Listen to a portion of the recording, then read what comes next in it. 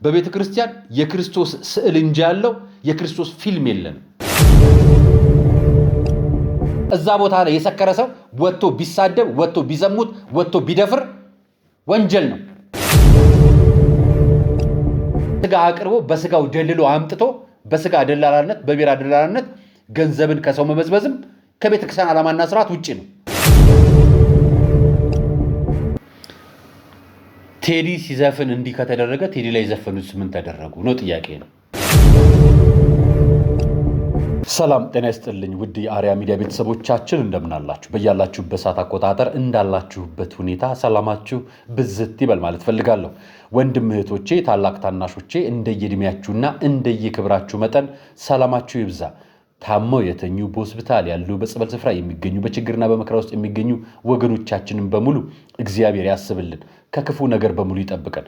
ዛሬ መረጃዎች ይዤላችሁ መጥቻለሁ። ከዛ በፊት ግን ለሁላችሁም ለእመቤታችን ለቅድስተ ቅዱሳን ለድንግል ማርያም የኪዳነ ምሕረት ወዳጅ ለሆናችሁ በሙሉ እንኳን ለወራዊው የኪዳነ ምሕረት በዓል አደረሳችሁ። በምሕረት በምልጃ በረድኤቷ በቃል ኪዳኗ ተጠብቀን እላለሁ። ይህን ብያችሁ ነው የዛሬ ፕሮግራሜን የሚጀምረው። ከፕሮግራሞቼ የመጀመሪያው መካከል የመንግስት ሰራተኞች ሊባረሩ ነው። ከዛ ጋር አያይዤ የማቀርብላችሁ መረጃ ይኖረኛል። ከሱ ጋር አያይዤ ደግሞ በተደጋጋሚ በአስተያየትን በጥቆማ የመጡ ሐሳቦችን፣ ምክንያቱም አርብ ነው አይደለም ዛሬ፣ ቃላችንን መጠበቅ ይገባል የለም አስተያየቶቻችሁን፣ ወቀሳዎቻችሁንም ጥያቄዎቻችሁንም ምላሽ የምንሰጥበት ነው። ምላሾቹ ተገቢም ላይሆኑ ይችላሉ፣ ግን ተገቢ ይሆናሉ ብለን ያምንባቸው ለእናንተ ይመጥናሉ ባልነው መልክ መሰረት የምናቀርበው ይሆናል። ከሱ ጋር አያይዘን ደግሞ አባ ገብረ ኪዳን ለጳጳሶቻችን መልእክት አስተላልፈዋል። የአባ ገብረ ኪዳን ንግግር ምንድነው? መልእክቱስ ምንድነው? እኛንስ ምን ይመለከተናል ካላችሁ የኛን የሚመለከተንን ጉዳይ አያይዤ ነው ያመጣውላችሁ። ሌላ አያይዤ ያቀረብኩላችሁ ጉዳይ ደግሞ አላሙዲንን የሚበልጠው ኳትሪሊየነር ቢሊየነር ተገኘ። በጣም አስደንጋጭ መረጃ ነው። አላሙዲን እንደሚበልጠው የመንግስት ፋይናንስ መረጃ አላረጋግጠም፣ የብሔራዊ ባንክ አያረጋግጥም። በዓለም ላይ ካሉ ቢሊዮነሮች መካከል በቁጥር 2 እና በቁጥር 3ኛ ደረጃ የተቀመጠ ኢትዮጵያዊ ነው የተገኘው። እሱም በመረጃም በማስረጃም አመጣላችኋለሁ። አሳፋሪው ማስታወቂያ ይዤላችሁ መጥቻለሁ። ሌላኛው ማስታወቂያ ኢትዮጵያ ውስጥ የሚያሳፍር ነገር ስለ ሉላ ገዙ ምላሽ ይዘን መጥተናል። የቴዲ አፍሮ ጉዳይም ደግሞ ሌላው ውዝግብ ፈጥሯል። ከዛም በማስከተል ደግሞ የታዋቂ ሰዎች ጉዳይ ችግር ነው አይደለም። ቤቢ ሳምሶን ታደሰ ሌላ ቅሌት የሚል መረጃ ወጥቷል። እሱ መረጃ አጋራችኋለሁ። አያይዤ ደግሞ በቤተ ክርስቲያናችን ስም ያለው የሙስና ሽፋን ህጋዊ ማድረግ፣ ዝርፊያን ህጋዊ ማድረግ ዘዴ ተብሎ የተገለጸልኝ አንድ መረጃ አለ። እሱ መረጃ በማስረጃ አጋራችኋለሁ። አብራችሁ እንድትቆዩ ጋብዛችኋለሁ። አርአያ መካሻ ነኝ። ይህ አርአያ ሚዲያ ነው። መረጃዎች ለሁሉም ኢትዮጵያውያን እንዲደርስ ሰብስክራይብ፣ ላይክ እና ሼር እያደረጋችሁ መረጃውን አጋሩልን። ከመሸጋገሪያ በኋላ ወደ ፕሮግራማችን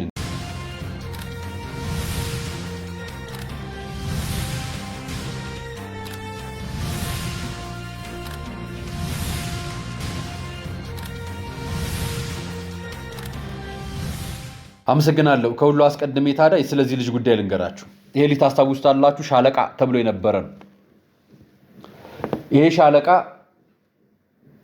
በመስተንግዶ የምትሰራ ከገጠር ከቤተሰቦቿ ራሷን አሳድጋ ለውጣ ራሷን ቀይራ ሰው ለመሆን ቤተሰቦቿን ለማገዝ ራሷን ለማስተማር ከተማ የወጣችውን ልጅ ወደ ኢንተርናሽናል ሆቴል ወስዶ ደፍሮ የገደላት በስራው ፖሊስ በማዕረጉ ሻለቃ የነበረ ግለሰብ ነው። ተደብቆ ጠፍቶ ትግራይ ክልል ውስጥ ተደብቆ ነበር። የትግራይ ክልል ፖሊስ አሳልፎ ለባህር ዳር ሰጥቷል። የባህር ዳር ፖሊስ በቁጥጥር ስር አውሎታል። ትላንትና በስር ቁጥጥር ተገኝቶ ወደ ፖሊስ ጣቢያ ገብቷል። ይሄን መረጃ ላጋራችሁ ብዬ ነው መጀመሪያ መነሻ እንዲሆን። የመንግስት ሰራተኞችን ጉዳይ በተመለከተ ይሄን መረጃ ልንገራችሁ እና ወደ አስተያየታችን እንገባለን። የመንግስት ሰራተኞች ከስራ የማሰናበት አዋጅ ጸደቀ ብሎናል መረጃው። የመንግስት ሰራተኞች ከስራ የሚሰናበቱበት ምክንያት ለ5 ተከታታይ ቀናት ያለ በቂ ምክንያት ወይ ደግሞ ያለ ምንም ማስረጃ ከቀሩ ያለ ማስጠንቀቂያ መረጃ ሳይጠየቅ ከስራ ሊያሰናብት ይችላል ቀጣሪ። ይሄ በጣም እጅግ አደገኛ ውሳኔ። ስራ ትሰራላችሁ በሚለው ጉዳይ ላይ አይደለም የምገባው። ይሄ አደገኛ ውሳኔ ነው። በእንቅርት ላይ ጆሮ ደግፍ እንደሚሉት ማለት ነው። በኢትዮጵያ ውስጥ በጣም በከፍተኛ ሁኔታ ዝቅተኛ ደሞዝ ከሚከፈልባቸው ተቋማት መካከልና ብዙሃኑን ኢትዮጵያውያንን በስራ ቀጥሮ የሚያስተዳድረው የመንግስት ተቋም ነው። የመንግስት ተቋም በፌዴራል ጠቅላይ ፍርድ ቤት በሰበር ሰሚ ችሎት በሰበር መዝገብ ቁጥር 249/795 ላይ የሰጠው የህግ ትርጉም በአዲስ ውሳኔ ተሽሯል። ውሳኔውም ለውጥ በመዝገብ ቁጥር 271726 ላይ በሰጠው ውሳኔ የተካተተ ሲሆን አሰሪዎች ሰራተኛ በተከታታይ ለ5 ቀናት ከስራ ሲቀር የስራ ውሉን ለማቋረጥ ለእያንዳንዱ ቀን ጽሑፋዊ ማስጠንቀቂያ እንደሚያስፈልጋቸው አስረድቷል።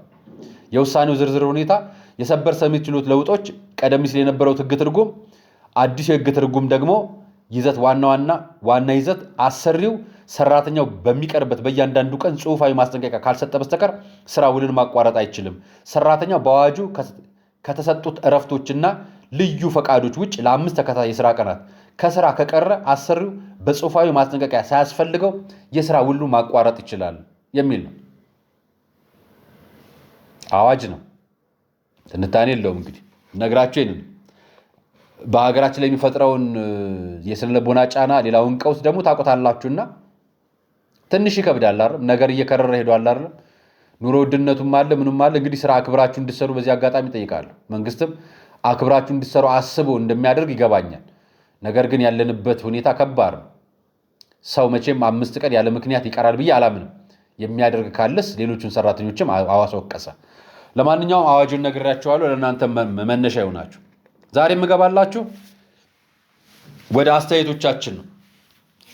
አንድ ቀን ጨምሬ ምክንያቱም መሀል ላይ ቪዲዮን ዩቲዩብ በሆነ ምክንያት አንስቶት ነበረ፣ መልሰነዋል። በአጋጣሚ ተጻጽፈንም ምንም አድርገን መልሰነዋል እና 6 ቀን አስተያየቶችን ምላሽ የምንሰጣችሁ ይሆናል። የመጀመሪያው የቴዲ አፍሮ ሰፈር የሰሩት ጉድ የሚል ነው። የእመቤታችን ቅድስት ድንግል ማርያም ቅድስት ስዕል ጫት እየጠቀለሉ ዳቦ እያሸጉ ፓስት እየሸጡበት ነው።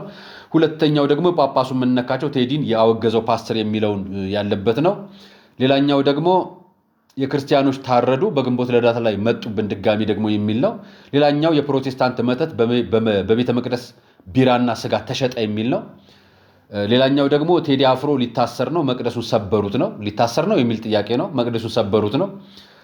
ሌላኛው የአርቲስት ገነት ንጋቱ ተዘረፈችና 14 ባሎች የገደለውን ቡዳ ነው ትላንትና ያቀረብኩላችሁ። ዛሬ አያይዤ የማቀርብላችሁ መረጃ በእነዚህ ላይ የተሰጡ አስተያየቶችም ጭምር ለምላሽ የሚገቡና ተገቢ ናቸው ብለን ያመናቸውን ይዘን መተናል። ብዙዎቹን ወቀሳ ነው የምናደርገው። ምስጋናዎቹን የሁላችሁንም በአክብሮት ተቀበለናል። ነገር ግን ወቀሳዎቹን ትተናቸዋል ማለት ለእናንተ የሚቀርቡትን ይዘናቸው መተናል። ወሳኝ የሆኑት አንድ የቅዱስ ቁርባን ሲቀበሉ ቪዲዮ ቀረጹ። ቪዲዮ መቀረጻቸው ትክክል አይደለም ብዬ ላቀረብኩት ፕሮግራም ምክንያቱም የቤተ ክርስቲያን 5 ሚስጥራት አሉ፣ 7 ሚስጥራት አሉ። በተለይ ይሄ የሚስጥራት አይነቶች በምዕመን ደረጃ የተከበሩ የሚፈሩና የሚደበቁ ናቸው። ተጋልጠው አይሰጡም። ተጋልጠው ማለት አይቀረጹም፣ ክልክል ነው። በቤተ ክርስቲያን የክርስቶስ ስዕል እንጂ ያለው የክርስቶስ ፊልም የለንም። በቤተ ክርስቲያናችን ማንም ሰው ክርስቶስን መስሎ ስለማይሰራ ለዛ ነው የስጋ ወደሙ የማይቀረጽ። ለዚህ ነው የምንወቅሰው። ቤተ መቅደስ ውስጥ ካህኖች ቪዲዮ ሙሉውን ቅዳሴ ሲያስቀድሱ የሚቀርጹትን የምንወቅሰው ለዛ ነው። ምክንያቱም በሚስጥራት ደረጃ የሚከለል መጋረጃው ሲከለልና ያለን ቤተ መቅደስ ውስጥ የሚከለል ነገር አለ፣ አይፈቀድም። እና የሚቀበሉ ሰዎችን በቪዲዮ እንዲቀርጹ አይፈልግም። በቃ ይሄ ክልክል ነው፣ ሚስጥር ነው። እሱን ማወቅ ከፈለጋችሁ ቀርባችሁ እውቁ። ምን ስላለ ይመስላችሁ ያልኳችሁ? ኤፍሬም የሚባል ወዳጃችን ተመልካቻችን ቅዱስ ቁርባኑ ስጋ ወደሙን ስንቀበል በቪዲዮ መቅረጽ ከቅሌት ጋር ምን አገናኘው ካልከኝ፣ የቤተ ክርስቲያንን ሚስጥር ማውጣት ቅሌት ነው፣ ብልግና ነው፣ ጸያፍነት ነው፣ ነውር ነው። አለመተባበር ወይ ደግሞ ማመጽ ይባላል። ስርዓት አለመጠበቅ ማመጽ ነው። ስርዓት አለመጠበቅ ቅሌት ነው። ስርዓት አለመጠበቅ የቤተ ክርስቲያንን ነገር ገመና በማይገባ ነገር በተለይ ይሄ አስቀያሚና ጸያፍ የሆነ ነገር በቪዲዮ የሚቀርጹት ሌላ ጉዳይ እንኳን ቢሆን መብታቸው ነው። ዓለም ላይ ላለው ነገር በቤተ ክርስቲያን ለሚደረገው ነገር ግን የሚከለከሉ ነገሮችን ማድረግ ልክ ሌላ ቦታ ነውር እንደሚደረገው እንደማይፈቀደ ሁሉ ቤተ ክርስቲያን በልዩ ሁኔታ ከልክላለች። ስጋው ደግሞ የሚቀበሉ ሰዎች እኮ ሲዘጋጅ እንዲያዩ ይፈቀድላቸው። ስለዚህ የእግዚአብሔርን ነገር በቤተ ክርስቲያን ስርዓት ብቻ እንጂ በዓለም እይታ ስለማናየው ለዛ ነው ቅሌት የምንለው። ሌላ ጥቅም ካላዋሉት በስተቀር በምን እናውቃለን? በምን እንቆጣጠራቸዋለን? በምንስ እንፈልጋለን? ያን ቪዲዮ እኮ ማህበራዊ ሚዲያ ላይ ተለቆ ሌላው እምነት ተከታይ ይሳደባል፣ ይዘልፋል። እሱ አመስግኖ ሊለቀው ይችላል፣ ግን ሌላው እምነት ይሰድባል። ለምን ይሄ ይደረጋል? ይሄ እንዳይሆን መጀመሪያው ነው ሲጀምር ቤተክርስቲያን የከለከለችው ነገር ነው። የከለከለችውን ነገር ለምን እንደነበር አይቀርም። አለመታዘዝ ነው እኮ ቅሌቱ። ምስክርነት ነው እንጂ ሊሰድቡ ሊያፌዙብህ የሚፈልግ ካለ ሊያቀርቡ ይችላሉ። እየነገርናችሁ የተከለከለ ነገር ነው። መቅረጹ ራሱ ክልክል ነው እያልን ያለ ነው። እና ሌሎች እኮ ኢየሱስን በአካል ይዘው ገርፈው ሰድበው ሰቅለውታል። በሰዓቱ ቴክኖሎጂ ስላልነበረ በማስረጃ በቪዲዮ አልቀረበም። ዋናው ምዕመኑ አምኖ ንስሐ ገብቶ መቀበልን ማስተማር ነው። በኢትዮጵያ ኦርቶዶክስ ቤተክርስቲያን ቪዲዮ ቢኖር አይቀረጽም። በኢትዮጵያ ኦርቶዶክስ ቤተክርስቲያን የሰማዕታት ታሪክ በቪዲዮ በምስል አይቀረጽም፣ ክልክል ነው።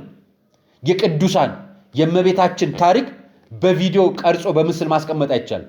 አሁን ዓለም ላይ የምናየው የነ ሜል ጊብሰን እና ቀድሞ የነበረው የክርስቶስ ቪዲዮ በቤተ ክርስቲያን ክልክል ነው። የተከለከለ ነገር ተከለከለ። ክርስቶስን መምሰል የሚችል አንድ ሰው የለም። ጻድቃኑን መምሰል የሚችል አንድ ሰው የለም። መላእክቱን መምሰል የሚችል አንድ ሰው የለም። እመቤታችን መምሰል የሚችል አንድ ሰው የለም። እንዲህ ስለሌለ ክልክል ነው። እንኳን አይደለም ምስል ለመቅረብ ያን ጊዜ ቴክኖሎጂ ቢኖር እንኳን ተቀርጾ አይቀመጥም። እግዚአብሔር ምክንያት አለው ያን ያደረገበትና ከዛ እንድናየው ብለን ነው። ሌላኛው ተመሳሳይ ተቀራራቢ አስተያየት ስለሆነ ፖዚቲቭ ስለሆነ እቀበለዋለሁ። ተወንድም ማርያ ዘፈንን መቃወም ኃጢአት አይደለም፣ እነሱ የራሳቸውን ያስተካክሉ፣ እኛ የኛን ገስጽሽ ወንድሜ አለ። አመሰግናለሁ። እኛ ወንድሞቻችን እኛ ዘፈንን ስለተቃወሙ አይደለም የተቃወሙ፣ ለይተው ስለተቃወሙ ነው የተቃወምናቸው። ትክክል አይደላችሁ የምንላቸው ሲቃወሙም ደጋግሜ ያሳይቻችኋል። የትኛውንም ዘፋኝ ለወቀሳና ለማህበራዊ ሚዲያ አጀንዳ የሚያደርጉት ኦርቶዶክሳዊ እምነት ተከታይ ከሆነ ነው። በነገራችን ላይ የዘፋኝ ኃጢአቱ የማን ነው? የአድማጩ ለሚያደምጠው ለራሱ ነው። የዘፋኙ ለማን ነው ኃጢአቱ? ለራሱ ነው አይደለም? ንስሐ የሚገባው ማን? እሱ ነው። ስጋው ደግሞ የሚቀበለው ማን? እሱ ነው። ይቅር የሚለው ማን ነው? እግዚአብሔር ነው። እኛ እዚህ ቤት ምን አገባን? አይደለም? ኃጢአት ነው ዘፈን። አዎ፣ ዝሙትም ኃጢአት እኮ ነው። ስርቆሽም ኃጢአት እኮ ነው። ስድብም ኃጢአት እኮ ነው። ስድብም ኃጢአት እኮ ነው። አይደለም ነው እኮ። ከስድብ በላይ ምን ኃጢአት አለ? ከዘለፋ በላይ ምን ኃጢአት አለ? የማንሰራው ኃጢአት ምንድን ነው? እኛ እሱን መቃወማቸው ሳይሆን ጉዳዩን አጀንዳውን ሃይማኖታዊ ፖለቲካ ስላደረጉት ቤተ ክርስቲያን አንስተው እየወቀሱ ስለሆነ በዘፋኝ ምክንያት ዘፋኙን አይደለም እኛ አናወድሰው፣ አንወቅሰው፣ አናሞግስ፣ አናፈርስ ብናረግ ምን ለውጥ እናመጣለን? እኛ ግለሰቡ አምኖበት ለሚሰራው ነገር፣ ህዝብ አምኖ ለተቀበለው ጉዳይ፣ የአባቶቻችን ታሪክ የእናቶቻችን ታሪክ እያልን የምንነገረው ጉዳይ አይደለም። ዘፈንን እኛ ሲጀምር ዘፋኛ ወድሰን አናውቅ። ለምሳሌ እኔ ፕሮግራም ላይ ዘፋኝን አይዞ በርታ፣ ቀጣይ ደግሞ ዘፈን እንጠብቃለን ብዬ የማውቀው ዘፋኝ የለም። እንደውም ዘማሪ ይሆናሉ ስትል አንዲት ቬሮኒካ የምትባል ዘፋኝ እንደውም ዘማሪ መሆንሽን ለምን አዘገየሽው ነው የምላት። ምክንያቱም መንፈሳዊነቱን ሙሉ ለሙሉ እንድትገባ ስለምንፈልግ። ማንም ክርስቲያን ያውቃል። በነገራችን ዘፈን ኃጢአት እንደሆነ የማያውቅ ዘፋኝ የለም። ኦርቶዶክስ ሳይሆን አቀናባሪው ማን? ሌላ ዘፋኝ የለውም በሌላ ቤተ እምነት። ለዚህ ነው የኦርቶዶክስ አማኝና ዘፋኝ ሲሆን ተጽዕኖ ፈጣሪ ሲሆን ታዋቂ ሲሆን ጉዳዩ ከዘፋኙ ጋር ሳይሆን ከቤተ ክርስቲያን ጋር ስለሚያያይዙት ነው አውቀን የምንወቅሰው። በዛ አንጻር እንድትመለከቱ ትፈልጋለሁ። ሌላኛው በሆነ ነገር ውስጣችንን አረረ ምናምን ምስጋና ነው። ሌላኛው ደግሞ እውነተኛ ብትሆን የቤተ ክርስቲያን ገመና ለቤተ ክርስቲያን እንጂ ለአሕዛብ አሳልፈ አትሰጥም ነበር አለኝ አንድ ወንድሜ። ማና ወርቅ አየለ ይባላል።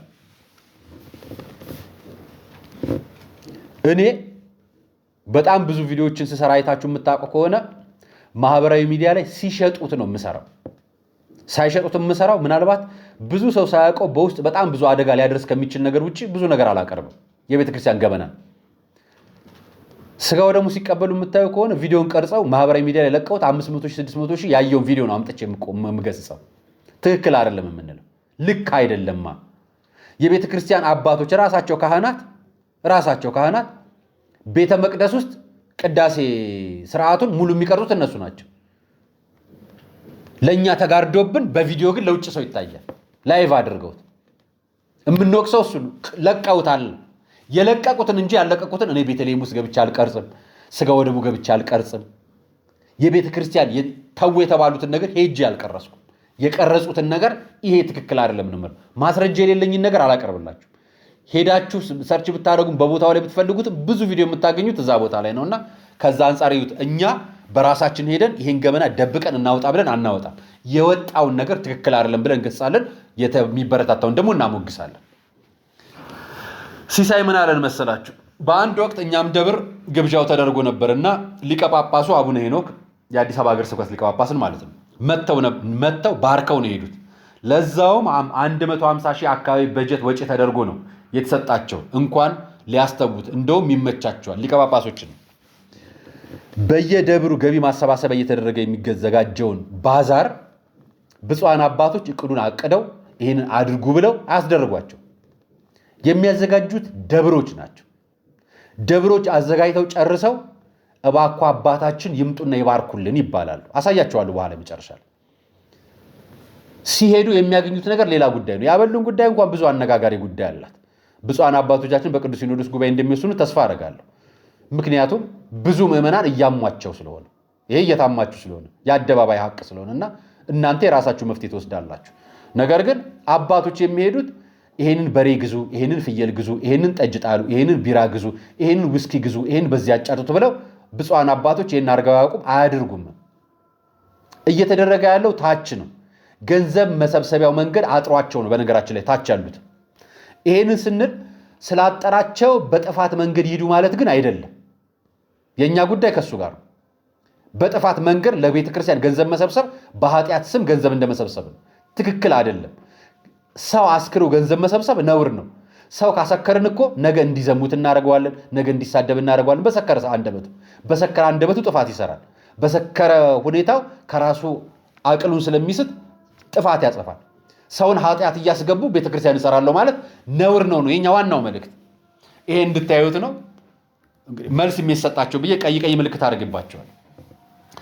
ጽጌ አርያ እባክህ ሰድበህ ለተሳዳቢ አትስጠን እባክህ፣ በጣም አንተ እንከታተላው፣ ግን በውስጥ አነጋግራቸው። እኛ ከተሰደብን እነሱ ደግሞ ያስጣጡናል። እባክህ አትሳደባለች። በእውነት እኔም የባለፈ ፕሮግራም ላይ ራሴን አስተውያለሁና ቃላቶቼ ጥሩ አልነበሩም፣ ይቅርታ። የምናገረው ምናልባት ምርር ብሎኝ ተበሳጭቼ ሊሆን ይችላል፣ ግን ትክክል አይደለም። ቪዲዮ ግን መሰራት አለበት። አውጥተውት ማህበራዊ ሚዲያ ላይ ለቀውታል። የለቀቁትን ነገር ነው የምሰራው። እንደነገርኳችሁ ቅድም በራሴ ቀርጬ የሰራሁት ነገር ኖሮኛ ያውቅ። ምናልባት ዶክመንተሪ ካልሆነ በራሴ ቀርጬ ቪዲዮ አልለቅም። ለዶክመንተሪ ለበረከት ስራ ካልሆነ በስተቀር አሁን ያልሰራ ነው። ለምን እንደሆነ የሰራናቸው ፕሮግራሞችን እንደነገርኳችሁ እነሱ ራሳቸው ለቀውት ቤተክርስቲያናችን እያሰደቡብን ነው። እኛ ቀድመን ካልተናገርናቸው፣ እኛ ካልወቀስን ማን ያርማቸው?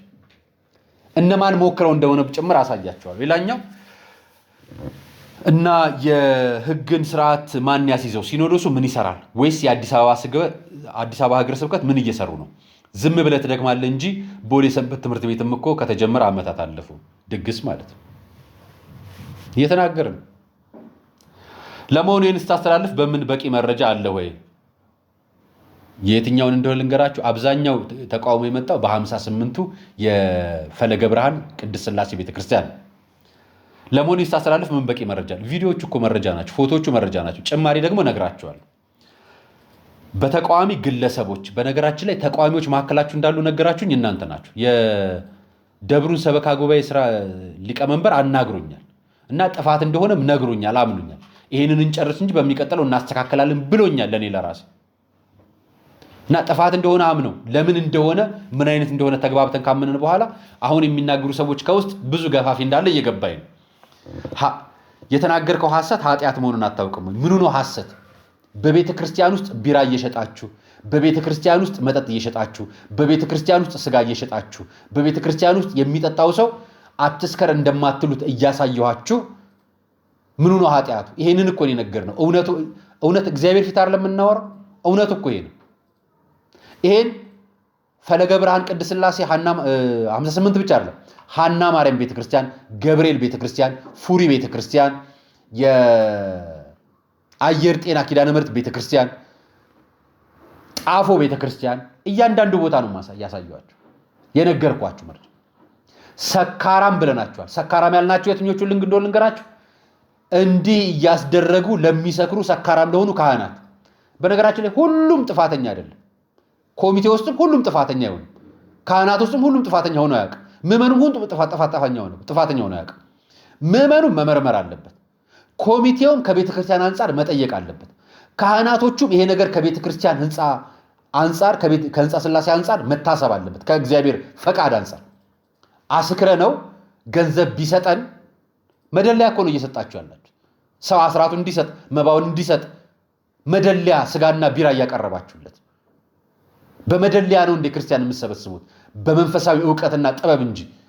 ይሄ ትክክል አይደለም ነው የኛ ንግግርና ኃጢአቱ የቱ ጋር እንደሆነ አላውቅም። ንስሐ የሚያስገባኝ ከሆነ ንስሐ አባቴን አናግራለሁ።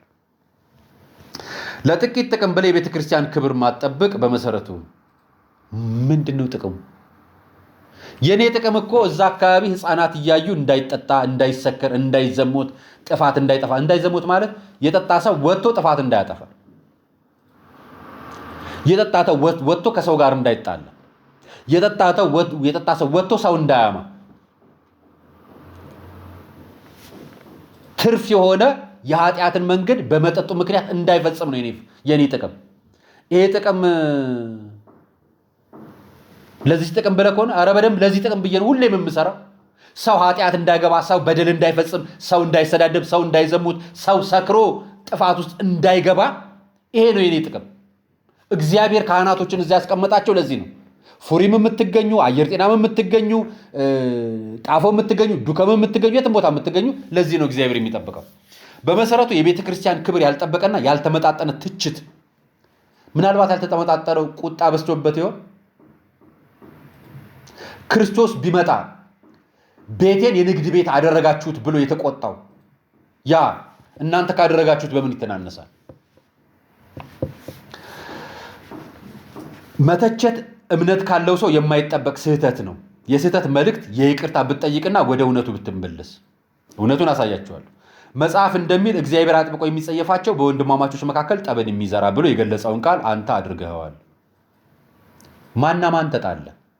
እዛ ያላችሁት ከምዕመን፣ ከኮሚቴ፣ ከካህናት ጭምር ሁላችሁንም ነው። ይሄ ነገር እየተደረገ ዝም ማለታችሁ ትክክል አይደላችሁም የተባለው። ከማጋ ነው የምትጣሉት እናንተ? የተወሰነ ሰው ጠቁመሃል አላችሁ። ማንም ይጠቁምን? ለእናንተ ነው የምሰጠው። ተደጋጋሚ ስለሆነ አነሳላችኋል። ኧረ ወንድሜ የዚህ ቤተክርስቲያን ባዛር እንግዲህ እናንተ የምታነሱት ቦታ ሌሎቹ ምዕመናን ምን እንደሚሉ ያቸው። የዚህ ቤተክርስቲያን ባዛር እየተባለ የሚዘጋጀው መጠጥና ቁርጥ ግራ ገብቶናል። ጭራሽ እንደ ግሮሰሪ ምርቃት ጋቢ አልብሶ ነው የሚደግሱት። በጣም ያሳዝናል። ሰው ከሰከረ በኋላ ጨረታ ያደርጋሉ። በጨረታው ምክንያት ድብድብ ተነስቶ በመከራ ነው ከዚያ ውስጥ የሚወጣው። ይሄ ነገር በደንብ ልታስብበት ይገባል። እንኳን አነሳኸው ሌላ ደብር ነው እናንተ ጋር አለ። ለምሳሌ እሺ እስጢፋኖስ የሚባለው ወንድማችን ዱከምን በቤተክርስቲያን ግቢ ውስጥ ባይሆንም ለቤተክርስቲያን ማስፋፋያ በሚል ክርስቲያኑን ምግብና መጠጥ እንዲገዛን አላስፈላጊ ወጪ እየዳረጉት ነው። ምዕመናን የሚላችሁ ነው የምነግራችሁ። በጣም አደገኛ ልምምድ ነው። እኔ ታዘብኩት አለ። ቤተክርስቲያን ሲመረቅ ባዛር ተብሎ የሰንጋ ማት ይታረድና ድንኳን ተጥሎ ያለው እየቆረጠ እየጠጣ በቤተክርስቲያን መደረግ የሌለበት መጥፎ ልምምድ እየተስፋፋ ነው። አራያ እባክህ ለኦርቶዶክስ ሀገረ ስብከት ከፍተኛ ኃላፊዎች መልእክቱን አስተላልፍልን። አንዳንድ ሰዎች በቤተክርስቲያን ግንባታና ምርቃት ተብሎ ጥቂቶች የሚከብሩበትና የቤተክርስቲያን ስርዓት እየጣሱ ነው ለሚመለከተው ነገርልን። ይኸው የኔ መልእክት እኮ ለዛ ሳዩ መፍረር ተገቢ አይደለም። ቤተክርስቲያን መተክ አይተክ ይመስላል፣ ግን እኮ ንግግርህ ባዛር ገቢ ማሰባሰቢያ እንጂ አንተ እንዳልከው ለመዝናኛ የተዘጋጀ አይደለም። ለምን ሰዓት ትፈርዳለህ? አያችሁት? እዚሁ ጋር አንዱ ሌላ ይላል፣ ሌላኛው ሌላ ይላል። አንድ ወንድሜ ግርማ የሚባል ወንድሜ አርያ በስርዓተ ቤተክርስቲያን ቅጽ አንድ በሊቃውንት በተሰራው ስርዓት ምዕመን በዕለተ ጥምቀታቸው መላ ሐዋሳታቸው በቅባ ቅዱስ ታውደው እንደሚቀቡት ሁሉ ቤተክርስቲያንም በዕለተ ቅዳሴው በእውደት በሮቹ፣ ግድግዳዎቹ፣ መስኮቶቹ፣ አምዶቿ ሁሉ በቅባ ቅዱስ ይቀባሉ፣ በቅባ ሜሮን ይከብራሉ። ይህ ስርዓት ከተፈጸመ በኋላ ነው ከሌላው ቤት የተለዩ ይሆናሉ። እስከዚያ ቀን ድረስ ከሌላው ምድራዊ ቤት የተለዩ አይደሉም። በውስጣቸው ቢበሉባቸው ቢጠጡባቸው በቀኑና ቤተክርስቲያን የተከለከለ አይደለም ይላል። አንተ ሌላ ስርዓት ልትሰራላት ነው አለ። እቀጥልላችኋል። ቤተክርስቲያኑ ቅዳሴ የሚቀደስበት ታቦት የከበረበት ቅድስት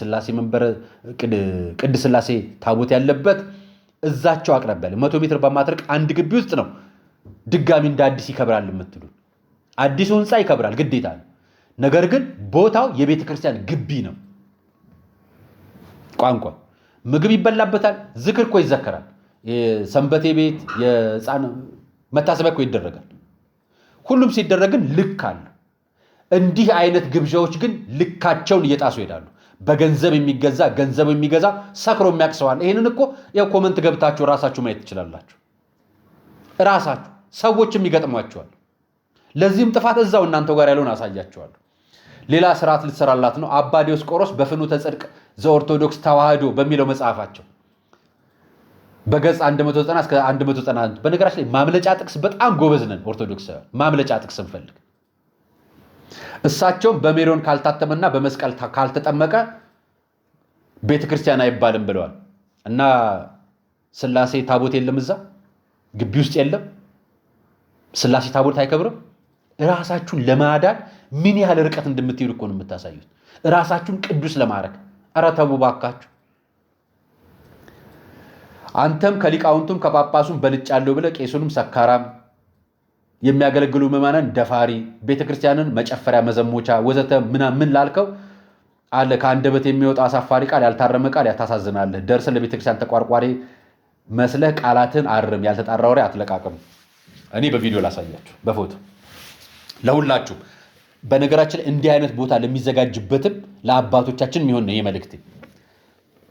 ስራ ሲጣስ ዝም ማለት በጥፋቱ መስማማት ነው። ስራ ሲጣስ የቤተ ክርስቲያን ስራ ተጣሰ ነው የኛ መልእክት። ሲጣስ ዝም ማለት በጥፋቱ መስማማት። አይ ዝም ማለት ጥበብ ነው ብላችሁ የምታስቡ ከሆነ ደግሞ ይህንን ቃል አወጣችሁ ደግሞ ትጠቀሙታላችሁ ለምትፈልጉት ቦታ። ይሄ ትክክል አይደለም። ቋንቋዬነሽ ሚዲያ ወንድሜ ዘማሪ ልዑል ሰገድ እዚህ 58 ላይ በአካል ሄዶ ነበር። ላይቭ ሊቀርጽላቸው ገቢ ማሰባሰብ ላይቭ እየቀረጸ ሊያስተላልፍላቸው ሲሄድ ግብዣውን አልቀረጸው። ነውር እንደሆነ ነግሯችሁ ይሄን እንዴት ታደርጋላችሁ ብሏችሁ ወቅሷችሁ ቪዲዮን አልሰራውም። የሰራውም የቤተ ክርስቲያኗን ህንጻ ብቻ ሰርቶ ቪዲዮን ለቀቀላችሁና ከቀናት በኋላ ቪዲዮን አወረደው። ለምን? ነውር ስለሆነ ሲወቅሳችሁ እናስተካክላለን ብላችሁት ነበር። ለምን አላነጋገርክንም ላላችሁኝ ነው። መምህር ደረጀ ነጋሽ ዘወይንዬ ሊቀት ጓል መምህር አድነው ልቆት ሊሰብካችሁ ወይ ደግሞ ስብከት ሊፈጽም አገልግሎት ሊያደርግ ስለተጠራ መጣ። እናንተ ጋር ሲመጣ ግብዣ ድግሱ የትየሌለ ሆኖ አገኙ። ሰው አናግሩኝ ብሎ ሰው አስጠርቷችሁ ወንድሜ ነው እንግዲህ ነጋሽን ታቁታ ሊቀት ጓን መምህር ደረጀ አናገረ። እንዲህ አይነት ስርዓት በቤተ ክርስቲያን አይፈጸምም፣ ነውር ነው። እንዲህ በምታደርጉበት መድረክ ላይ አውደ ምሕረት ላይ እኔ አልሰብክም። የእግዚአብሔር ቃል ወንጌል የሚተላለፍበት ቦታ አይደለም፣ ስርዓቱም ትክክል አይደለም ብሎ ወቀሳችሁ። እናስተካክላለን አላችሁ። እሱም ተመለስ ሳይሰብክ። ምክንያቱም እዛ ቦታ ላይ ቆሞ መስበክ እንደ እግዚአብሔር ፈቃድ ትክክል አይደለም። እየጠጣ ምንም ያረክ ሰው ነው ያለው። አሁን በነገራችን ላይ መጠጡ ለዝሙት ይዳርጋል ነው መልእክቱ። መጠጡ ለስድብ ይዳርጋል ነው መልእክቱ። መልእክቱ ለስካር ይዳርጋል። ቄስም ሆኖ የሚሰክር ምዕመንም ሆኖ የሚሰክር ሰው እዛ ቦታ ላይ ከጠጣ መስከር የለበትም። እዛ ቦታ ላይ የሰከረ ሰው ወጥቶ ቢሳደብ፣ ወጥቶ ቢዘሙት፣ ወጥቶ ቢደፍር ወንጀል ነው።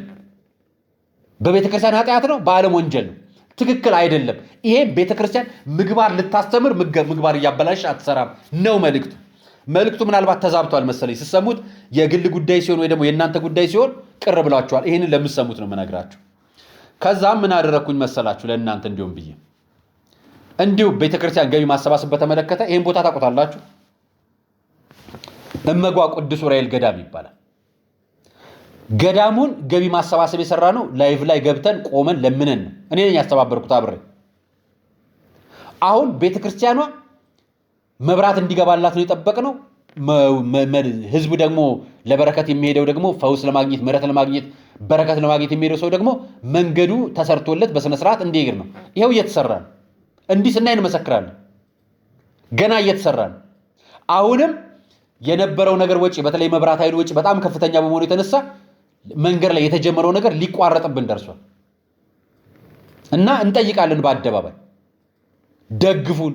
ያ የምታውቁት የእመጓ በረከት የቅዱስ ዑራኤል ብቸኛው ታቦት ስፍራ እባካችሁ ድረሱልን እንላለን። ይህንን ቦታ ልክ እንደዚህ ሌላም ደብሮች የምዕመን አስራትን የምዕመን መባን የምዕመን በረከትን እንዲያገኙ ጥሪ ያቀርባሉ እንጂ ና ስጋ ስለበላ ለቤተ ክርስቲያን ስጥ፣ መጠጥ ስለጠጣ ለቤተ ክርስቲያን ስጥ አይባልም ነው መልእክቱ። እንዲሁም ለእናንተ መግቢያ እንዲሆን አባ ገብረ ኪዳን ለጳጳሶች ያስተላልፉት መልእክት ላሰማችሁ። ጳጳስ ሚስት እንዳያገባ የተደረገው ትዳር ርኩስ ሆኖ ነው እንዴ? አይደለም። ክቡር አውስቦ በኩሌ ወለምስካቦሙኒ አልወቱ ስበት፣ ጋብቻ ክቡር ነው ለመኝታቸውም እርኩሰት የለበትም ተብሎ ተጽፏል ዕብራውያን 13 ላይ። ጋብቻ ቅዱስ ነው። ታዲያ ለምንድን ነው እንዳያገቡ የተከለከለ? ስለ ሚስታቸው ስለ ልጆቻቸው እያሰቡ ቤተክርስቲያን እንዳይረሷት ነው። ልጅ ለማሳደግ የሚስታቸውን ፍቅር እያሰቡ ቤተክርስቲያን እንዳይረሳ ነው። ወዘስ አውሰበ ይሄሊ በዛ ያሰምራ ለብእሲቱ፣ ያገባ ሰው ሚስቱ እንዴት ደስ ሊያሰኛት እንደሚችል ያስባል ተብሎ ተጽፏል። ወዘስ እያውሰበ ይሄሊ በዛ ያሰምሮ ለእግዚአብሔር፣ ያላገባ ሰው ግን እግዚአብሔር እንዴት ደስ ሊያሰኘው እንደሚችል ያስባል ይላል። ይከፈልበታል። ያገባ ሰው ይከፈልበታል። ግማሹን ለሚስቱ ግማሹን ለእግዚአብሔር። ሚስትን ማስደሰት እግዚአብሔራዊ ትእዛዝ። ጳጳሶች እንዳያገቡ የሚደረገው ለምንድን ነው? ለቤታ ሙሉ ለእግዚአብሔር ቤትና ለእግዚአብሔር ልጆች እንዲያስቡ ተብሎ እንጂ ጳጳስ እንዳያገባ ተከልክሎ አይደል። ጳጳስ እንዳያገባ የተደረገው መንፈሳዊ ስርዓቱን በፍጹም ሙሉ ልቦናው እንዲፈጽም፣ የቤተ ክርስቲያን ስርዓቷም ሙሉ ምዕመኖቿ ንስሐ እየገቡ ስጋ ወደሙ እየተቀበሉ አስራት በኩራታቸውን እያወጡ ህገ ቤተ ክርስቲያን እየፈጸሙ እንዲኖሩ እንጂ ድግስ እየደገስን ስጋ ስለምትበላ በረከት አውጣ እያልነው ምዕመኑን በሆዱ ገንዘቡን እየወሰርንበት መንፈሳዊ ርስት የሌለውን ማንነት አምጥተን ቤተ ክርስቲያን ውስጥ የሌለ ስርዓት እንድንደባልቅ አይደለም። ላሳያችሁ። ይሄ ፍትሐ ነገሥት ንባቡ ነው። ፍትሐ ነገሥት ላይ ላመጣላችሁ ነው። ገጽ 225 ላይ ነው መወስዳችሁ። ስለ አስተዳደር ይናገራል። ፍትሐ ነገሥት ነው የምነግራችሁ። ከአብጥልስ የሚመስለውም ያመጡት ነው። ከአስተዳደር የሚገቡትስ ስራዎች ናቸው። መጀመሪያ ለፍጹም ባህሩ የሚገባውና ለፈቃዱ የሚስማማውን በልብ ውስጥ ያለውን ሊያውቅ የማይቻለው ሰው ነው። በሚጥለው ጋኔን ምክንያት ቢሆን ይሁም በአላዋቂ ነው ወይም በደዌ አእምሮ በማጣት ይኸውም የቀደመ ስራውን የሚዘነጋ ነው። ወይም አእምሮ ወደ ፍጹምነት ያልደረሰ ይኸውም እስከ 18 ዓመት ያልደረሰ ሕፃን ነው። ወይም የመጀመሪያይቱ ስራው እየሰራበት በባህሪ ብትደክም ይኸውም ሸምግሎ ወደ 100 ዓመት ስለቀረበ ነው። የቀደመችው ግብሩም ደህና ፍጽምት ነበረች፣ ነገር ግን የሚገዛ አልሰራባትም፣ ይኸውም ደካማ ነው። ወይም በዚህና በኋለኛውም ዓለም የሚጎዳ ስራ ቢሰራባት ይኸው በፍጹም ስርዓቱና በአስተዳደሩ በገንዘቡ ንዝላል ነው። ይኸውም በማጣጣትና በማጥፋት ገንዘቡን እንደሚበትን ነው። ይህም የተከለከለውን በመልበስና ዝሙትን በማብዛት ዳግመኛ በሃይማኖት ንዝህላል እንዳይሆን በጽኑ ይጠበቅ። የንዝህላል ሰው አስተያየት ከአስተዋጽኦ አስተያየት ጋር ይነጻጽራሉ። ፍትሐ ነገሥት ነው የነገርኳችሁ፣ የቤተ ክርስቲያን መተዳደሪያችን። ልቀጥልላችሁ። የሚሰራው ቤተ ክርስቲያን እንዳያችሁት ይሄ ነው። ይሄ 58 ስላሴ ላይ ያገኛችሁት ፈለገ ብርሃን ቅድስት ስላሴ ቤተክርስቲያን ይሄ ነው። እዚህ ቤት ውስጥ ነው ሌላ ነገር የሚደረገው። ይሄ ኪዳነ ምሕረት ስጋ ሲቆረጥ ነው። ኑ ስጋ ብሉ፣ ገንዘባችሁን አምጡ። መልእክቱ ይሄ ነው። ሰው ንስሐ ገብቶ አስራት እያወጣ እንዲኖር ማድረግ የቤተክርስቲያን ስራ ነው። ነገር ግን ስጋ አቅርቦ በስጋው ደልሎ አምጥቶ በስጋ ደላላነት በቢራ ደላላነት ገንዘብን ከሰው መበዝበዝም ከቤተክርስቲያን ዓላማና ስርዓት ውጪ ነው። ትክክል አይደለም። ደላልነት ነው። ሌላኛው ይሄ ፉሪ ላይ መጥሪያው እንዲህ ነው። እናንተ የምታዘጋጁት በየቦታ የምታዘጋጁት ጥሪ የላችሁ፣ ለሀብታሞች የምትልኩት የኪዳነ ምሕረት ወዳጆች ሙሉ ይላል። በቅድሚያ የማክበር ሰላምታችን እያቀረብን ፉሪ ደወለ አይነ ከርም ቅድስት ኪዳነ ምሕረት ቅዱስ አማኑኤል ቤተክርስቲያን ህንፃ ግንባታ መጀመሩ ይታወቃል። በመሆኑም የገቢ ማሰባሰቢያ መርሃ ግብር ከሚያዝያ 28 ቀን እስከ ግንቦት 9 ቀን ይህም በአሁኑ ነው 2018 ዓ.ም ድረስ ባዛር ዝግጅቱን አዘጋጅተናል። በመሆኑም የበኩሉን እርዳታ ያበረክቱ ዘንድ ለቤተክርስቲያን እርዳታ እንዲሰጣል ምዕመን አስራቱን እኮ ግዴታ አለብን። እኛ እኮ የሰረቅነው የዘረፍነው የቤተ ክርስቲያን የእግዚአብሔር ገንዘብ እኮ አለብን። እሱን እንዲያወጣ እኮ ነው የሚጠየቀው። ምዕመን ደግሞ በንስሐ አባት ነው የሚያዘው። ቤተ ክርስቲያን ደግሞ ንስሐ አባቶች ልጆቻቸውን እንዲይዙ ስጋ ወደሙ እንዲቀበሉ ነው የምትሰራው። የት አለ? ከቤተሰቡና ከወዳጆቹ ጋር በመገናኘት በተመቸዎት ቀን እንዲገኙ በአክብሮት ጠርተውታል። አክባሪ ጠሪዎ የህንፃ ሰሪ ኮሚቴና የገቢ አሰባሳቢ ኮሚቴ ስልክ ቁጥር ተቀምጦላቸዋል። ይሄ በየሁሉም ስፍራ የሚደረግ ነው። አንድ ቦታ አይደለም የምነግራችሁ። እስኪ እችን ልጅ ውቀሱልኝ። እዩዋት፣ ትወቅሷታላችሁ።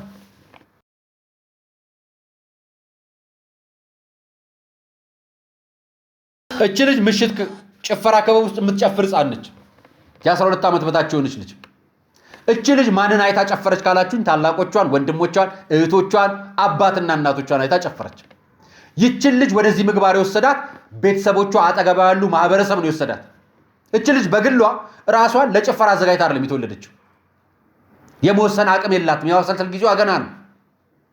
እነዚህን ልጆች እንዲህ አይነት የሚፈጥሩትን ልጆች ቤተክርስቲያን አንፍጠር ነው የኛ ስራ። ይሄንን ያሰኘኝን ፎቶ ላሳያችሁ። ተመልከቷቸው ፎቶዎች። ቀይ ክብ ያረኩባቸው ህፃናት ያሉባቸው ናቸው። 10 ዓመት አልሞላቸው ህፃናት። ይሄ የሚሰራ ህንፃ ቤተክርስቲያን ውስጥ ወላጆች ልጆቻቸውን ይዘው የመጣው ግብዣ ተገባብዘው በልተው ቢራ ጠጥተው የቻሉትን ያህል ይጠጣሉ። እንደው የበዛባቸውም ሰክረው ይወጣሉ። ይሄ የሚደረግበት መጠጥ እንዳይሰክሩ እንቆጣጠራለን አላችሁኝ። ህፃናቱን መች ተቆጣጠሯቸው? ለዚህ ነው ቤተክርስቲያን ስርዓቷን ከዓላማዋ ውጭ አደረጋችሁ የምንለው። ይኸው በነገራችን ላይ እኛ ክርስቲያኖች መክሰስ እንችላለን። ቤተክርስቲያን ውስጥ ያሉትን አስተዳደሮች፣ ቤተክርስቲያን ውስጥ ይህን የሚፈጽሙ ኮሚቴዎች መክሰስ እንችላለን። ይህን ስላደረጋችሁ ህፃናትን መጠጥ ዳር 18 ዓመት ሳይሞላቸው መግዛት አይችሉም። በዓለም ህግ ወንጀል ነው የፈጸማችሁት። ህፃናትን ይዘው የሚመጡ ወላጆች አሉ። እነሱን ደግሞ በንስሐ አባት ወይ በኮሚቴ በምናምን በጎረቤት ጫና ይደርባቸዋል። እንዳይቃወሟችሁ በምን ይናገሩት? እኛ ሚዲያ ላይ ያለኑ ሰዎች የምንነግራችሁ ለዚህ ነው። እንደው አልነገራችሁንም ቀድማችሁ ካላችሁ ዘማሪ ሁሉ ሰገድም፣ መምህር ደረጀም፣ መምህር አዳንም ነግረዋቸዋል። በየዓመቱ ነግሯችሁ አልተዋችሁትም። ይኸውም በሚዲያ መጣንላችሁ። ለምን ትናገሩናላችሁ ትላላችሁ? ቤተክርስቲያን እኮ የግል አይደለችም፣ የሁላችንም ነች። አክሱም የምትገኘው ጽዮንም ጅማ የሚገኘው ቅዱስ ገብርኤልም የኔ ነው፣ የእናንተም ነው። የክርስቲያን አንገታችን ላይ ክር ያሰርን በ40 እና በ80 ቀናችን የተጠመቅን ስጋ ወደሙ በሕፃንነታችን የተቀበልን እንደው በስተት በመንገድና በኃጢአት መንገድ ስላልን ሁላችንም በነገራችን ላይ ኃጢአተኛ ነን። በተለይ ከእናንተ በላይ እኔ ኃጢአተኛ። ይሄንን ነው የምንከለከለው። ጥፋቱን እያሳየኋችሁ፣ ጥፋቱን አሳይተናችሁ ቢሊየነሩን ላሳያችሁ ነው። አጠር አድርጌ ላቀርብላችሁ ሰዓቱ ስለሄደብኝ። ቢሊየነሩን ላሳያችሁ፣ የአላሙዲን የሚበልጠውን ቢሊየነር ታዘቡልኝ። እንግዲህ 2 ሳምንት ሆኗል። 100 ቢሊዮን ነጥብ 5 ብር ነው የገባልኝ። 100 ቢሊዮን ነጥብ 5። ይሄን እግዚአብሔር አመስግኑልኝ። ዲር ተመስገን ይላል። አካውንት ይላል። የስ አንተ ቦስኪ ቃን ስራ ነው የምሰራው። ቃን ስራ እየሰራው ህይወቴ አይሻሻልም ነበር። ከዚህም በፊት ምስክርነት አይቼ ነው እዚህ ቦታ የመጣሁት። ህይወቴ እየተሻሻለ መጣና አመት ጆይ ጭሮ 100 ቢሊዮን ኢትዮጵያን ከዓለም ካሉ ሀብታሞች የቀን ሰራተኛ አንስቶ አስበለጠው። ቴክስቱን በምን ያህል ተከፍሉት ነው የሚያደርገው? ግን ብሔራዊ ባንክ የለም አይደለም። በነገራችን እንደዚህ አይነት ብር ሲገባ ሀገራት የውል ስምምነት ይፈጽማሉ፣ የብድር ስምምነት እና የሰውዬ አሁን በሚቀጥለው ኢትዮጵያ ውስጥ ያሉ ድህነቶችን በሙሉ አጠፋ፣ ነዳጅ ያስመጣልን፣ ያስቆፍርልን። በሃይማኖት ስም የሚደረግ ማጭበርበር እንዲህ መጠጥ ቤት እየወሰድን ቤተክርስቲያን እያስገባን መጠጥ እየሰጠን ከምናጠፋቸው ልጆች የሚመጣ ነው። ይሄ የሐሰት ትንቢት ነው፣ የሐሰት ምስክርነት ነው። ህዋትችን ልጅ ደግሞ ሚስትህን በአንድ ሌሊት በ6 ዙር መዘረር ከፈለግ ቴምራ ቸኮሌትን ተጠቀም። ቴምራ ቸኮሌትን ከግንኙነት 45 ደቂቃ በፊት አንዷን ፍሬ በመጠቀም ብቻ ቆንጆ የሆነ የወሲብ ጊዜ ታሳልፍበታለህ። ኦሪጂናሉን ለማዘዝ የወሲብ ማስታወቂያ በአደባባይ እየሰማ የዝሙት ማስታወቂያ በአደባባይ። እቺ ልጅ ገና ራሷ ታዳጊ ነች፣ ትንሽ ነች። እና የቤተ ክርስቲያን ስነ ምግባር ስርዓት ለየትኛው ቦታ ነው? ስለሉላ ገዙ ጠይቃችሁኛል። የደወላችሁልኝም ሰዎች አሉ። የዚህኛው ፕሮግራም አለማወቅ አስደብሮኛል። እንተዋወቀው በተለይ የዶሮ ቆዳ አብስያ ብልቻለሁ የሚለው ገጹን የወሰድነው ከዚህኛው ገጽ ነው። ኢቢኤስ ቲቪ 1.7 ሚሊዮን ተከታይ ባለው የቲክቶክ ገጹ የለቀቀው ነው። ራሱ ሚዲያው በዩቲዩብ ላይ በራሱ ያጋረዋል። ይሄ ሚዲያ ግን በጣም ለብዙ 100,000 ሰዎች ይደርሳል። መልእክቱን ከዛ ነው የወሰድነው።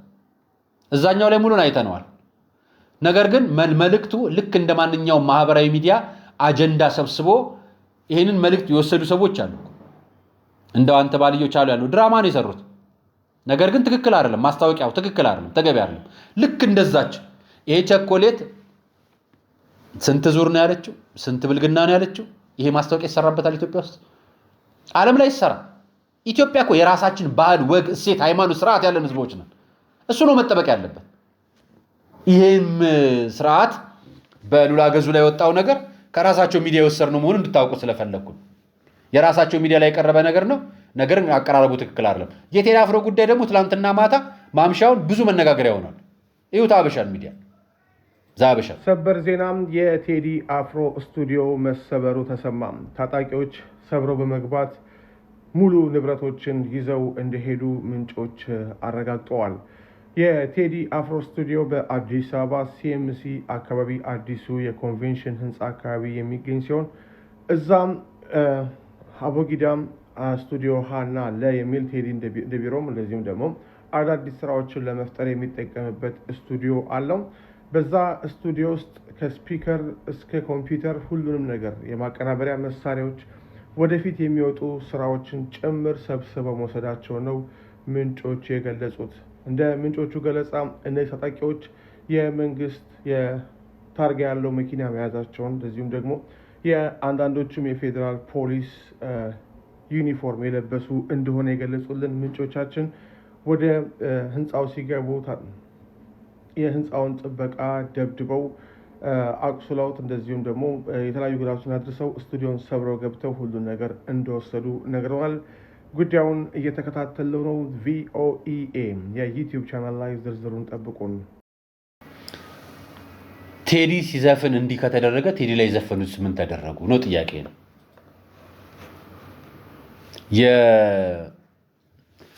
የአርቲስት ቤቢ ሳምሶን ታደሰ ነው አይደለም ስሙ፣ ትክክለኛ ስሙ። በቅርብ ዓመታት ውስጥ ከባለቤቱ ጋር በሰይፉ ሾው ላይ በአጋጣሚ የፓስተር ቸሬ ባለበት የእርቅ የምናምን ጉዳዮች ተሞክረው እንደነበር እናስታውሳል። ማህበራዊ ሚዲያ መነጋገሪያ ነው። የታዋቂ ሰዎች ጉዳይ ማህበራዊ ሚዲያ ላይ የሚለጠፈው ከአግባብ ነገር ካለፈ ትክክል አይደለም ብለን እንወቅሳለን። የምንወቅሰው ሌሎቹን ሰዎች ወዳልተፈነገን ነገር ስለሚመራ ስነ ምግባርም ስላልሆነ ለኢትዮጵያውያን። ምክንያቱም አውትሻን ያደረጉ ታዋቂ ግለሰቦች የግል ህይወት አላቸው። የግል ህይወታቸው የራሳቸው ይሁን። ማህበራዊ ሚዲያ ላይ ሲጫን ለሰውም ይሸጣል። ለሰው ሲሸጥ ልጅ መታሰብ አለበት፣ ማህበረሰብ መታሰብ አለበት፣ ቤተሰብ መታሰብ አለበት። እኒህ አይነት ችግሮች እንከን ናቸው፣ ጉዳት አላቸው። ጉዳት ስላላቸው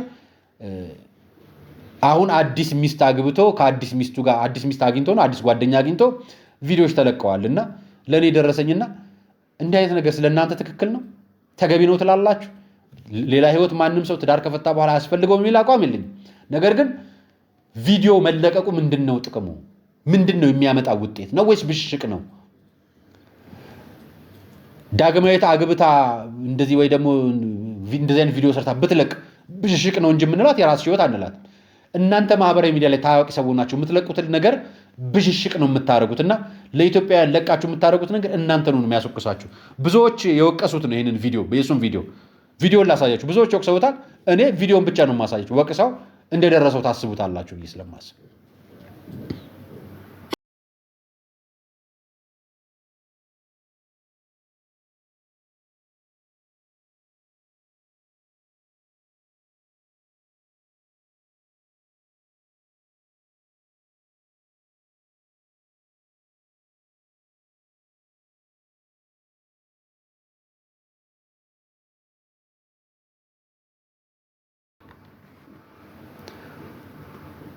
እና ማህበራዊ ሚዲያ ላይ መልቀቃችሁ ተገቢ አይደለም የሚለው መልእክቴን ላስተላልፍላችሁ ነው። በመጨረሻ የቤተ ክርስቲያን የሚሰረቁ ገንዘቦች እንዴት ህጋዊ እንደሚደረጉ እያሳየን ነው። ይሄን ደግሞ ወንድማችን ስሙት። በቤተ ክርስቲያናችን ደግሞ አዲስ የዘረፋ አይነት ተጀምራለች። መላከ ምናምን የደብራችን አስተዳዳሪ በደብራችን ላከናወኑት ለላቀ አስተዋጽኦ ለላቀ ልማታዊ እንቅስቃሴ ሽልማቱ ምን መሰላችሁ? መኪና። ይሄ የታወቀው ነው።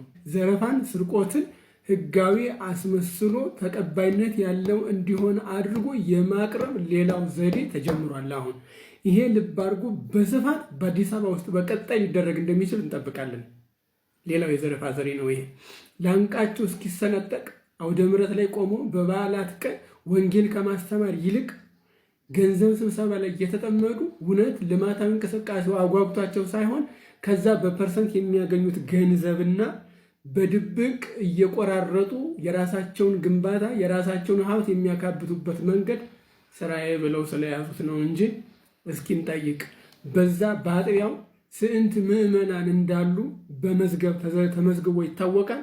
እዛ የሚሳለመው እያንዳንዱ እዛ አጥቢያ ያለው እያንዳንዱ ምዕመን ስንት እንደሆነ ይታወቃል።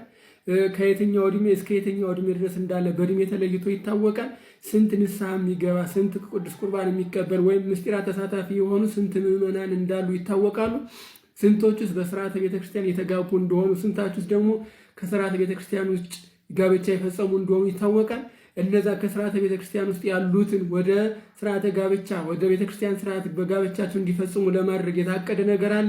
ምዕመናን ወጣቱ በዛ አካባቢ ያሉ ምዕመናን ጋብቻቸውን በስርዓተ ቤተክርስቲያን እንዳደርጉ የታቀደ ነገር አለ። ይሄ ሁሉ ነገር የለም። ያላቸው ምንድነው? ምን ሰርተን ምን ያክል ገንዘብ እናገኛለን? በእግዚአብሔር ልማት ላይ ሳይሆን በገንዘብ ልማት ላይ ተሰማሩ እየተሸላለሙ ነው መልእክቱ። ቤተ ክርስቲያን እንናገራለን እኛ በየዕለቱ ስጋ ወደሙ ተቀበሉ ንስሐ ግቡ ብላ ትናገራለች ይሉናል። እውነት ነው። ይሄን ይነገራል። በነገራችን መነገሩ ይነገራል። ንስሐ አባቶች ልጆቻቸው ላይ ይሄን ሰርተዋል። አስተዳዳሪ ሆኖ ሲቀመጡ መጀመሪያ ስጋ ወደሙ የሚቀበሉ ልጆቻቸው ምን ያህል ነበሩ? እሳቸው ከዛ ቦታ ሲወጡ ምን ያህል ተደርገው ተሸለሙ? አስራት የሚያወጡ በስርዓተ ቤተ ክርስቲያን የሚጋቡ ልጆቻቸው ምን ያህል ናቸው? የቤተ ክርስቲያን ልማት ህንፃ ስላሴ ላይ ካልሆነ ድንጋይ ጡብ ላይና ብሎኬት ድንጋይ መደርደር ላይ ከሆነ ምን ዋጋ አለው? ክርስቶስ እኮ ለቤተ ክርስቲያኑ አይደለም የመጣው፣ ለሰው ነው የመጣው። ሰው ሊያድን በአምሳያው ለፈጠረው ሰው ሊያድን ነው የመጣው ክርስቶስ። ታዲያ የልማቱ ሽልማት ምኑ ጋር ነው? ስለዚህ በተዘዋዋሪ መንገድ የኮሚሽንና የምን ብር የምትገኘውን ነገር ወደዚህ ለማድረግ ነው የሚል መልእክት ነው ያስተላልፈልን ወንድማችን። ሐሳቡ ገዢ ነው።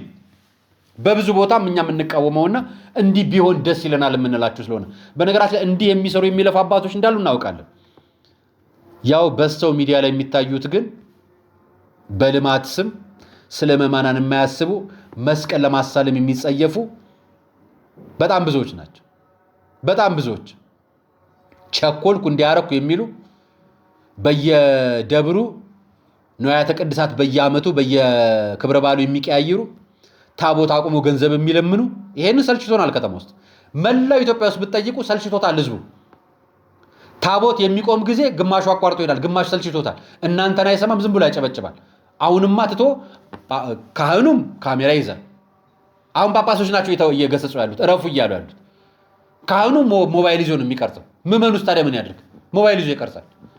ታቦቱን ማክበር፣ መባረክ፣ ማጨብጨብ፣ ማጀብትቶ ካሜራ ይዟል።